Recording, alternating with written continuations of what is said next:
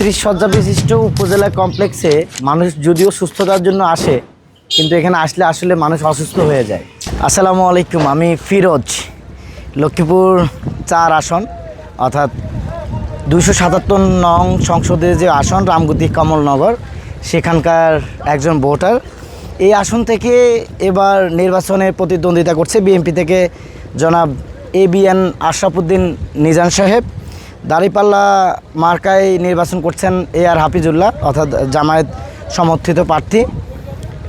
JSD থেকে এবার nomination পেয়েছেন দলীয় প্রধানের স্ত্রী অর্থাৎ বেগম তানিয়া রব, এবং ইসলামী আন্দোলন থেকে হাত পাখায় নির্বাচন করবেন জনাব খালেদ সাইফুল্লাহ। তো এই যে রামগতি কমলনগরের যে আসনটা বেসিকলি সবসময় এখানে জোট সরকার থেকে একজন আসে। তো এবার কিছুটা হলো ভাগ্য ভালো যে আমরা একজন দলীয় প্রার্থী এখানকার মানুষই পাবো। এই অঞ্চলে বেশ কিছু সমস্যা আসলে জর্জরিত। আমরা যদি প্রথম ও প্রধান সমস্যার দিকে তাকাই, সেটি হলো নদী ভাঙ্গন, এবং এই 37 কিলোমিটার বেড়িবাঁধের কাজ কিছুটা শুরু হয়েছে। 3089 কোটি টাকার কাজ চলছে। আসলে কতটুকু প্রপার কাজ হচ্ছে এটা তো এখন বলা যাবে না। আগামী বছরের শুরুর দিকে এটি শেষ হবে, তখন বলা যাবে কতটুকু কোয়ালিটিপূর্ণ কাজ হয়েছে। এর মধ্যে অনেক মানুষের বাড়িঘর ভেঙে গিয়েছে। এই নদী ভাঙ্গন সমস্যার পরেও বেশ কিছু সমস্যা রয়েছে। এরপরে আমাদের যোগাযোগ ব্যবস্থা অনেক বেশি খারাপ। আমাদের এদিকে শিক্ষা খাত এবং চিকিৎসা খাতের বেহাল দশা। এখানে আরেকটা প্রধান সমস্যা হলো বেকারত্ব।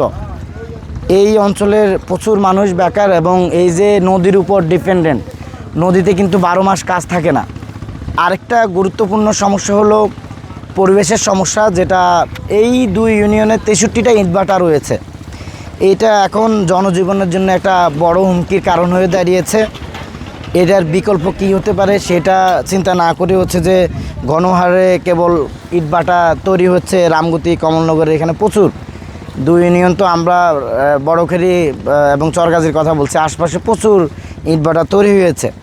একই সাথে এখানে মাদকের উৎপাতও দিন দিন হচ্ছে যে বাড়তেছে। কিছু সম্ভাবনার জায়গাটাও আসলে রয়েছে। সম্ভাবনা বলতে, যেহেতু এখানে নদী আছে, এই নদীটাকে কাজে লাগিয়ে যদি একটা নদী বন্দর করা যায়, সেই নদী বন্দর উপলক্ষে কিন্তু এইদিকে একটা ইন্ডাস্ট্রিয়াল জোন করার সুযোগ রয়েছে। সেটা হতে পারে একটা ইন্ডাস্ট্রিয়াল ইকোনমিক জোন হতে পারে, স্পেশাল ইকোনমিক জোন হতে পারে, অথবা শুধু ইন্ডাস্ট্রিয়াল জোন হতে পারে, যেটার কারণে এই দিকের যে বেকারত্বর যে সমস্যাটা সেটা একই সাথে সমাধান হবে। এবং ইন্ডাস্ট্রিয়াল জোন হলে এই যে যোগাযোগ ব্যবস্থার সমস্যাটা, এটা কিন্তু সমাধান হওয়ার একটা দারুণ সুযোগ রয়েছে। একই সাথে এই যে নদীটার একটা প্রপার ইউটিলাইজেশন বা প্রপার একটা ইউজ হবে, যখনই এই অঞ্চলে প্রচুর ইন্ডাস্ট্রি হবে, অনেক জায়গা থেকে ভালো ইনভেস্টমেন্ট আসবে, তখন এই অঞ্চলের আর্থসামাজিক অবস্থানটা পরিবর্তন হবে। পরিপূরকভাবে শিক্ষা ব্যবস্থা এবং চিকিৎসা ব্যবস্থার উন্নত হয়ে যাবে।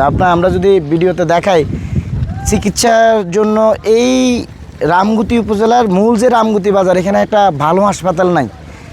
রামগতি উপজেলার কার্যক্রম চলে আলেকজান্ডারে, যেটা এখান থেকে প্রায় 15 কিলোমিটার দূরে।